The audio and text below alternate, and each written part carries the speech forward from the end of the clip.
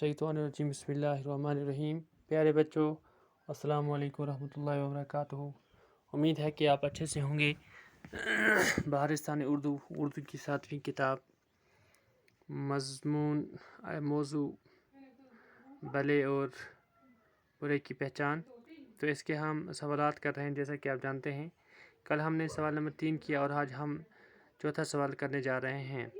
चौथा सवाल है, प्यारे बच्चों, मुतज़ाद अल्फाज लिखें। मुतज़ाद कहते हैं ज़िद को। जैसे लड़का, इसकी ज़िद में क्या आएगा? अपोजिट लड़की।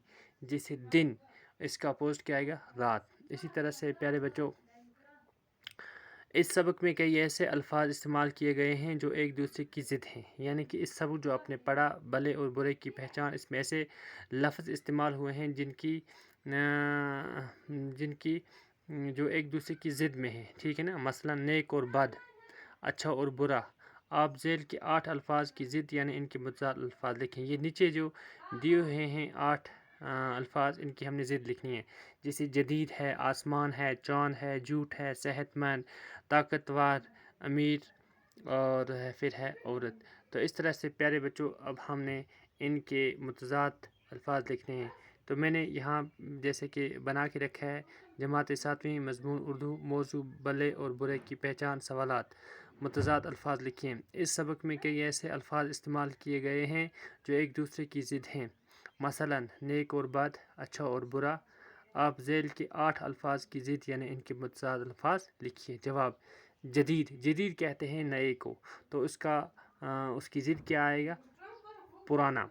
ठीक। आसमान, तो इसकी ज़िद क्या है? अपोजिट ज़मीन। ये जो तीसरा है, ये है असली चाँद।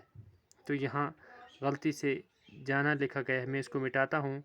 तो इसके बदले प्यारे बच्चों, आप इसको यहाँ पे पढ़ें। मैं चाँद लिखूँगा, चाँद, चीम अलिफ चा नून दाल, चाँद। ठीक, ये हो गया चाँद। तो इसके ज़िद क्या आएगा फिर? सूरज। सूरज, तो इसके ज़िद हो गया सूरज। चाँद और सूरज। झूठ, तो इसके ज़िद क्या आएगा? सच। सेहतमंद यानी कि तंदुरुस्त, तो इसके ज़िद क्या आएगा? बीमार। ताकतवर, इसकी ज़िद आएगा कमज़ोर। अमीर, इसकी ज़िद आएगा गरीब। औरत, इसकी ज़िद आएगा मर्द। तो इस तरह से प्यारे बच्चों, आप ये बिल्कुल अपनी कॉपी पर तहरीर करें अच्छी तरह से। और फिर ये हमारा जो आज का जो ये सबक है, ये हमारा अब कंप्लीट हो गया। तो कल इंशाल्लाह फिर मुलाकात होगी एक नए सबक के साथ। जब तक के लिए खुदा हाफ़िज़।